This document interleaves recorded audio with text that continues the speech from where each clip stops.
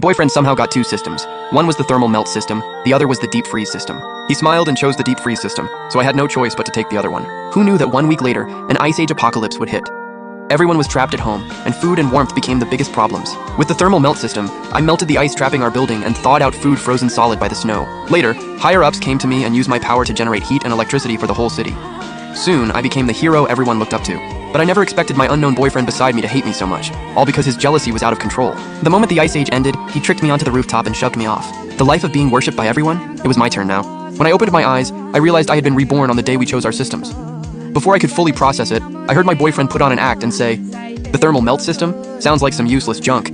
The deep freeze system is way more practical. Didn't frozen drinks become super popular recently? Good things should go to my girlfriend, of course." Hearing that, I knew he had been reborn too.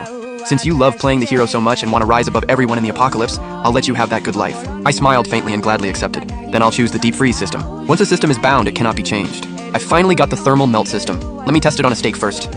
Ha ha ha, this power is finally mine. Let's see who dares look down on me now. In an ice age apocalypse, the thermal melt system was like a treasure everyone would fight over. Every faction would want it for themselves. But like the saying goes, with great power comes great responsibility.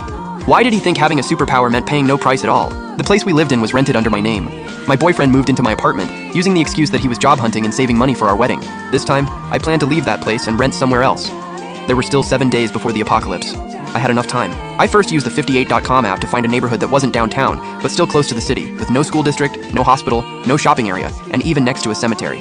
Then I drove over. "Boss, I've already sent the rent. Please check it." "Got it. Young lady, here are your keys." By the time I settled the place, the whole day had passed. When I got home that night, my boyfriend seemed to be testing me. "It's your day off. Why are you back so late?" It's that annoying manager of mine. No idea what got into him, but he made me work overtime on the weekend. "Since you're so useless, learning more is a good thing. Your manager really values you. You came back too late, so I didn't save you any food. Figure something out and eat whatever. I'm going to bed." I really was blind in my past life. I should have seen through his fake face long ago. And in this life, now that he had the thermal melt system, wasn't he hoping the apocalypse would come sooner, so everyone would beg him and feed his swollen savior complex? Early the next morning, I left for work at my usual time. First, I asked my boss for a month of leave.